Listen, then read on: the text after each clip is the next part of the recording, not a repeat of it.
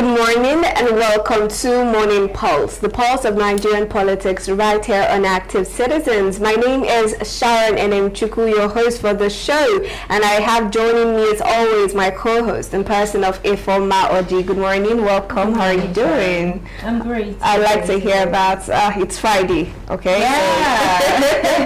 It's Friday. We like that. Now we also have joining us in the studio our analyst in person of Mr. Daniel Sacramento. Good morning, sir. How are you doing? I'm all right. Good morning. How are you preparing for the weekend?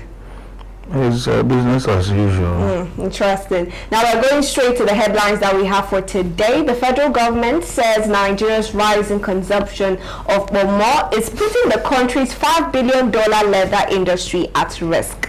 According to officials, hides that should supply local tanneries and drive manufacturing are increasingly diverted for food, reducing raw materials, limiting production and weakening export potential.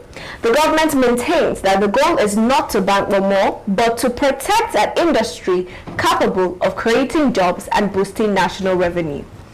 Now over to the PDP party. The PDP delegates are arriving in Ibadan for the party's national convention, even as internal tension grows. Former Senate President Bukola Saraki is urging the PDP to suspend the event, warning that conflicting court orders and leadership disputes could invalidate the outcome and deepen the party's crisis. Despite his objections, we've seen the tremendous preparations going forward for this particular convention. Now we are starting first with what is happening with the federal government. Let's talk a little about what's going on and then coming out to say that the leather industry is the next best bet for Nigeria when it concerns non-oil revenue. I'm starting with you, Reformer. Let's take a look at what the federal government is saying. They've estimated the leather industry at $5 billion thereabout, although it's currently over $2 billion currently. But do you agree with the federal government? Our consumption of PONMO, do you think it is going to it is going to affect non-oil revenues? I love the fact that you're laughing. What has our precious PONMO to do with the federal government? I mean, can't you think of something, better than touching our PONMO? What benefit will it be to us? Because I've not seen anything that we've benefited from this federal government ever since this administration, started or took over office. So why going to PONMO? If you go to the market and ask butchers when they are selling to tanneries, do they make more revenue or more income when they're selling? They will tell you that they don't make it. It's because they have more, selling to end users is more lucrative. That is consumption. People that consume the DC is more lucrative and it gives them more money than selling to tanneries. So why would they waste their time and energy to sell to tanneries? Please, they should leave our so you don't see the possibility of Nigeria's leather industry maybe becoming a full-blown industry, where they can generate revenues. But Mr. Daniel, what's your take on this, particular discussion on leather? Well, they've been talking about the skin and hides of that PONMO thing. I call it. Plus, it's a misplace of priorities or something, because I heard the whole billions, exaggerated billions. No, the 5 billion is estimated. Currently, it's 2.4 billion. We're saying the same thing. Yeah. So I'm just saying about how to productivity and things before now going.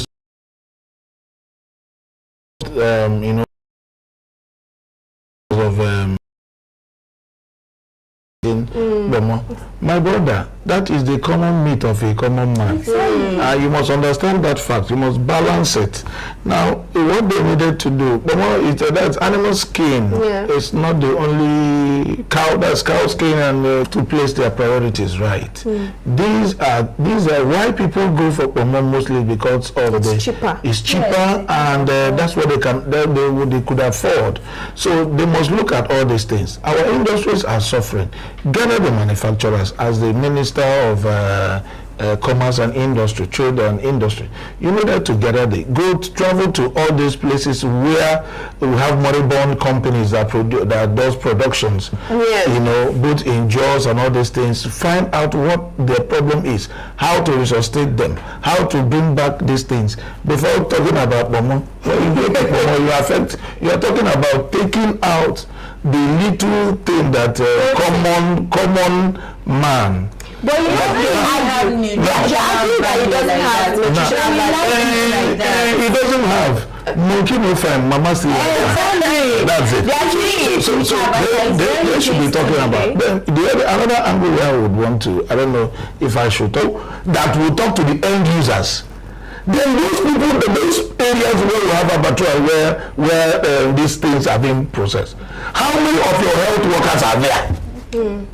To teach people to observe the preservation, the production of all those things. You only stay in the pages of newspapers and be screaming. You only stay in the pages of newspapers and be screaming. How many of people in the rural area understand what you're saying? You want to change the level of abattoir, then go to state governors.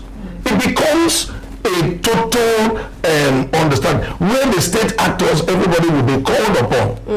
It becomes a crusade. This is where national orientation agencies begin to operate. Because I don't even know if that office exists. It still exists. Because it's under the Ministry of Information.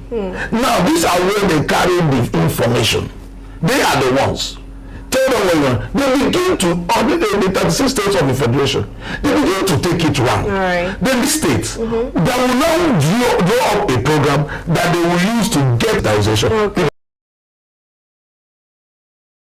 You want to ban PONMO, you want to ban this. No, you're trying to take the common man, take food out of their mouth. Now, let me say something quite quickly, because they cited that it kind of poses health hazard risks for people that consume it, and it's what you see in that story, and if you make further research, you will discover that it's even those ones that are treated with chemicals that poses, health risks to people. So it's not even the one that you directly, when you kill a cow and you rip off the skin and then you process it, that poses this risk to people. It's the one that is not preserved properly. Exactly. It's the ones that are treated with chemicals. So please, like everybody will tell you, everybody in the market, both butchers and consumers will tell you that this PONMO I cannot eat. I'm going for it is because it's something that I can afford. If you check how much goat meat costs in the market right now, it's not everybody that can actually afford goat meat. So they go for the little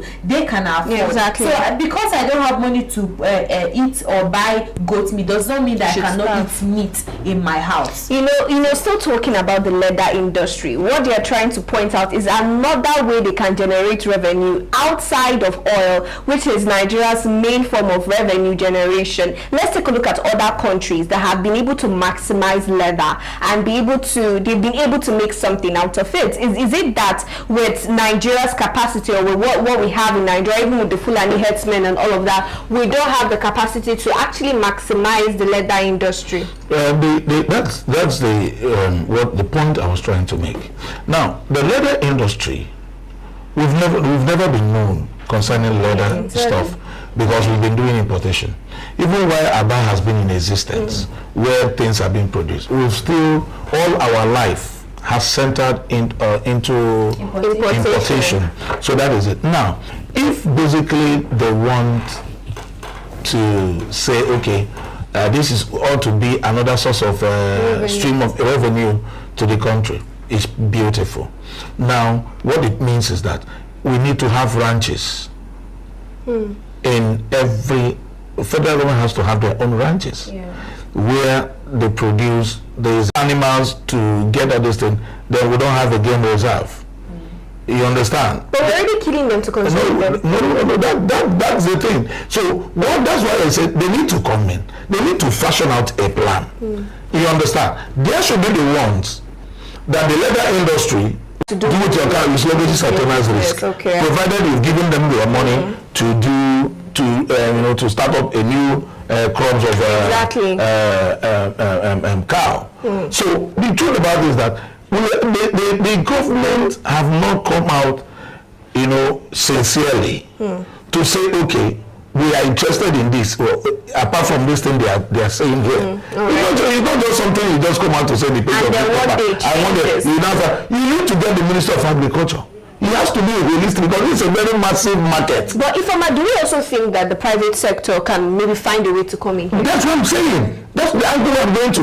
It's not, the government cannot function all alone, but the government can give a level playing ground where everybody, the private sectors, the traditional rulers, everybody will come in, because this is the angle where, when you're talking about starting up a ruga, it's not about cattle settlement. You have to be explicit. You have to say, this is for this thing.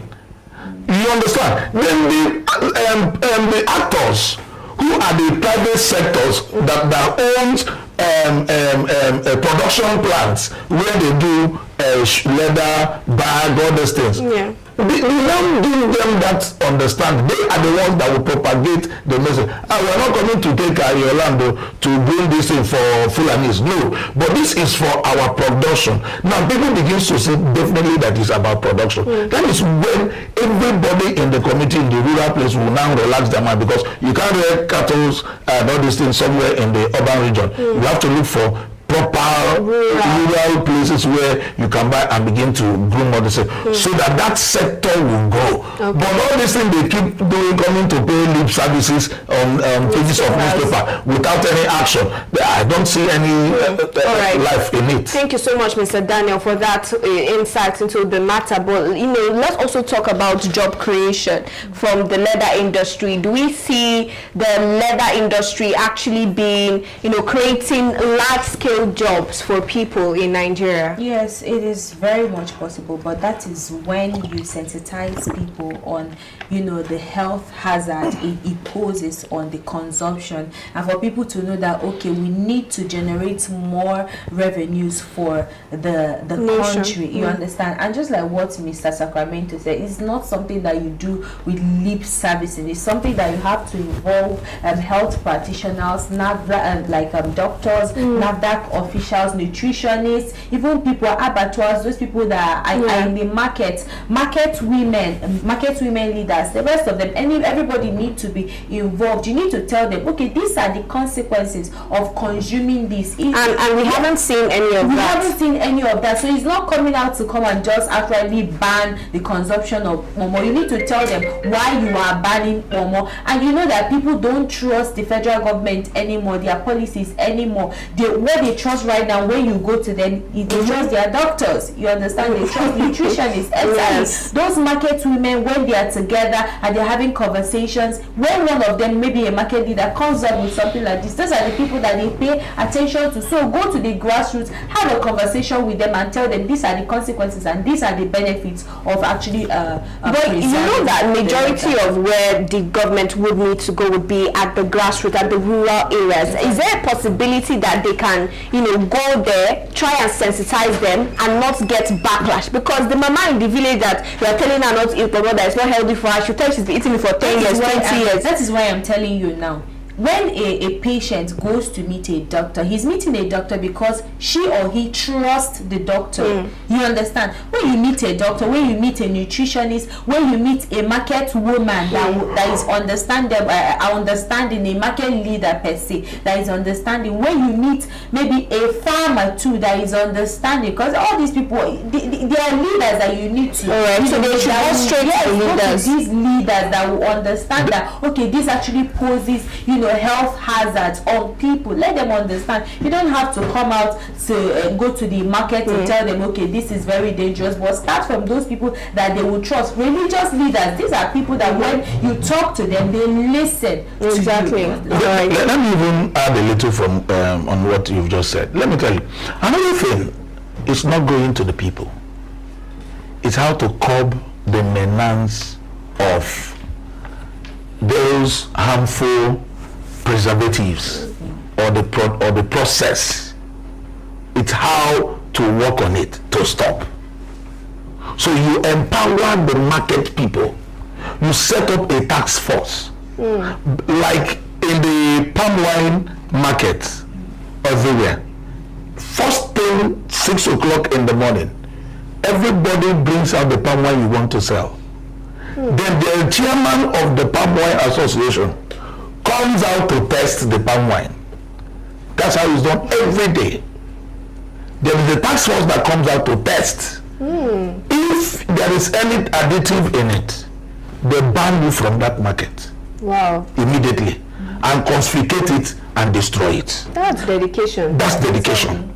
So what I think they should do, get the health workers, get people in abattoir. First of all, change the way people, how they slaughter animals in the abattoir. Let's make it more modernized, like the way Lagos State did theirs. Modernize it. Put up checks and balances, so that anybody there should be a particular place where eyes will go. There are health workers who are in the office doing nothing. They should be there. Exactly. Then there should be task force. Yes. Let them be there to see how these people carry out their activities. You understand? By the time 2 or 3 persons are being, the defaults are being prosecuted, maybe everybody will now begin to change their mindset. Exactly. So all those things will now be minimized and cut. Yeah, two things I'm taking. So you're adding enforcement, not just sensitizing. Yes. Let me add something. It's in addition to what he just said. I think if you're equally planning to enforce that or ban that, you should provide alternative protein for people, because these. I don't want them to ban. They want to stop the level of process, that harmful process that they're talking about. Maybe it now becomes, that's when we will now move to the second phase. You now have where the producers, you give them the livestock they will train to produce, and the ones that will be consumed. You understand? It becomes like that. But for you to say everybody should stop eating, I'm just trying to say, make it mandatory that people shouldn't consume, but then they should provide cheaper alternative for people, because people buy because they can't access other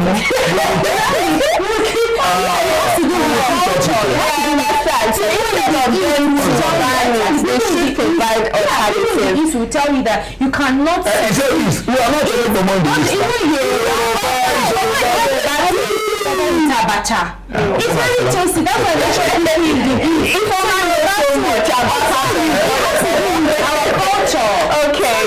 So I think right now what the government should do is actually take both of what we've said actually on the show via recommendations, not to ban the PONMO, but the preservatives, the processing. How do they process the preservatives for this food, for this PONMO? As we've said, they should look into it. Create task force. As you are sensitizing people, there should also be enforcement as well. Enforcement not with force, but with creating a means whereby you can encourage them and explain this in over a period of time, not immediately or instantly. And as for the leather industry, right, like we said before, having ranches where we know these cows here, these goats here, they are for production, strictly for production, and having another where we know it's strictly for consumption as well. I think that way everybody wins, both the federal government and the common man. Thank you to Mr. Daniel and Informas. We move on to the last story for today.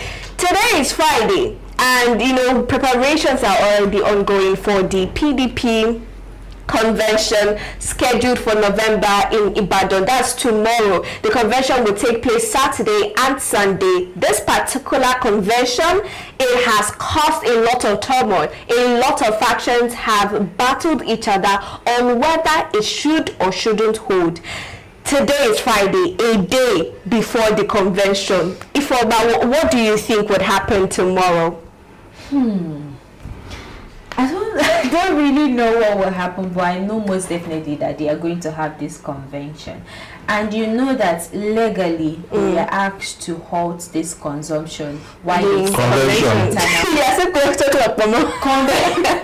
convention. You said consumption. So I continue. I'm sorry, I don't want them to bow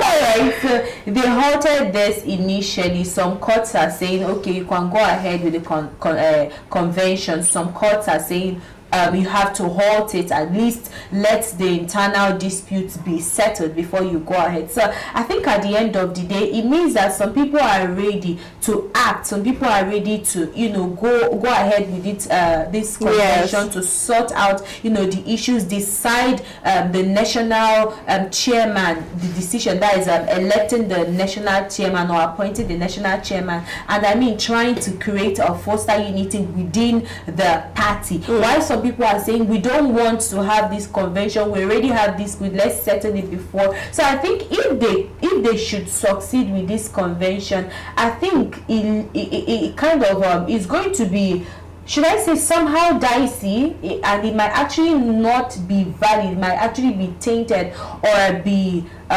condemned at the end of the day by the courts, because the courts already ruled that you should hold on. So it might, at the end of the day, the resources, the time and the energy being put inside it might actually, you know, go to waste. But you know, talking about courts, there are two court orders contradicting each other. So Mr. Daniel Sacramento, they have decided to hold the convention without even INEC, you know, supervising or whatever. They are holding their convention because according to them, they want to elect new executives. Now, if this convention should hold, a lot of people have predicted violence, and especially since Wike's faction is not in support of this convention, how do you see that, you know, convention happening tomorrow turning out?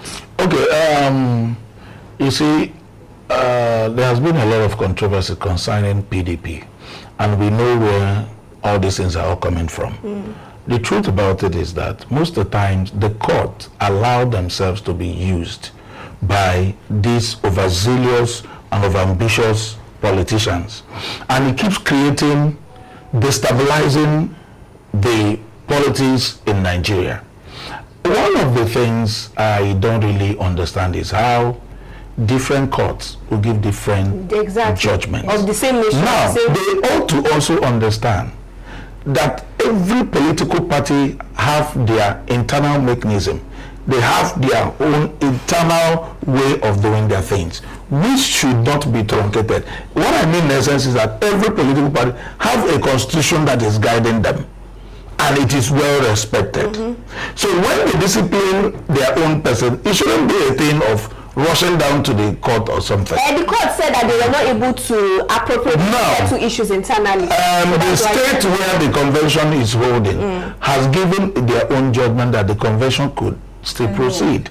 Now, what I don't get all the whole. Then Lamido Sule, the former governor of Jigawa, went to court that he was not given a fair hearing for him to pick the nomination form, and the court is now stopping the convention.